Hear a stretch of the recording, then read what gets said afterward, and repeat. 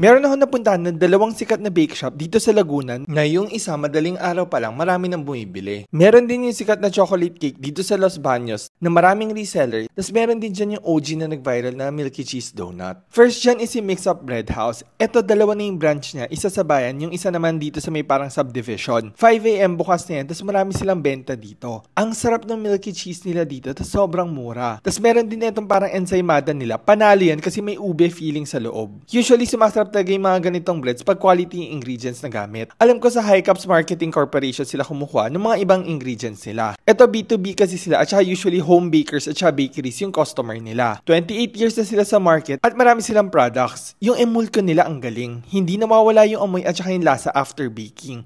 Tapos sa coloring naman nila, ang daming colors yan. Tapos hindi yan basta-basta nagfe-fade. May mga unique flavors din sila dito at saka very natural ng lasa. Factory price sila kaya bultuhan din yung kuha dito. Tapos meron na rin sila ng mga tingi sa e-com store naman nila. Mas concentrated kasi mga products nila dito kaya mas tipid din gamitin. Sa mga icing nila, ito quality din yan. Mas stable yan kaya mas okay i-transport. Alam ko itong si Mernels, kumukuha din dito sa High Cups. Grabe ang dami nagre-resell nung chocolate cake nila. Tapos everyday box talaga yung nabebenta nila. Kaya no wonder isa sila sa best local cake shop dito sa Los Baños.